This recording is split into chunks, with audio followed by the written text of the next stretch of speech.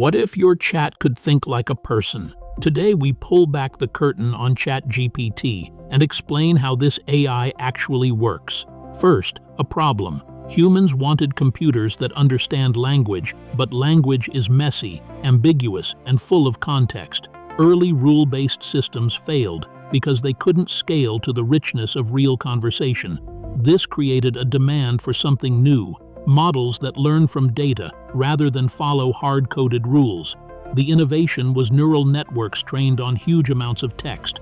At the core is the transformer architecture, introduced in 2017, which changed everything by using attention mechanisms. Attention lets the model weigh which words in a sentence matter most for predicting the next word. Imagine reading a paragraph and highlighting relevant phrases dynamically. That's attention. ChatGPT is built on many transformer layers stacked together. Each layer refines representations of words into more abstract concepts. These models are trained with self-supervised learning.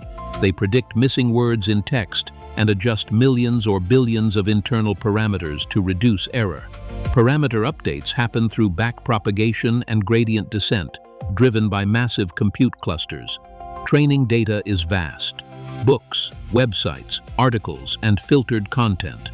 The model learns statistical patterns and associations across languages and topics. That learning yields a language model that generates plausible, coherent continuations for prompts. But generation alone isn't enough for safe, useful chat. That's where fine-tuning comes in. Developers use supervised fine-tuning to steer behavior with example conversations. Then reinforcement learning from human feedback, or RLHF, aligns outputs to human preferences. Humans rank responses and the model updates to prefer higher-ranked replies.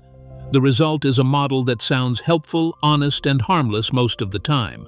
Under the hood, when you type a prompt, it's tokenized, broken into subword units, and converted into vectors. Positional encodings tell the model where tokens sit in the sequence. The input passes through layers where attention computes relationships across tokens, and feed-forward networks transform signals non-linearly.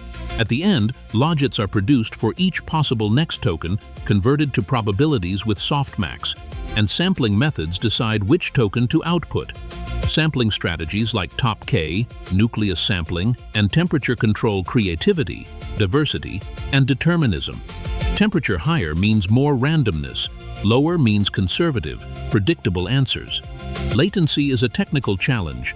Serving a huge model quickly requires optimized hardware, parallelism, and caching. Techniques like model quantization and distillation reduce size and speed up inference. Quantization converts weights to lower precision formats, and distillation trains smaller models to mimic larger ones. Safety systems run in parallel. Filters, classifiers, and guardrails prevent harmful outputs. Redirects and safe completions help when prompts ask for dangerous instructions. Explainability remains limited. Transformers are powerful, but often opaque. Researchers use probing, attention visualization, and feature attribution to peek inside, but full interpretability is still an open problem. Real-world impact is already huge.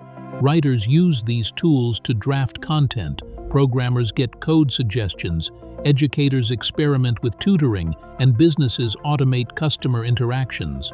Yet risks persist: hallucinations where the model fabricates facts, privacy concerns from training data leakage, and misuse for disinformation.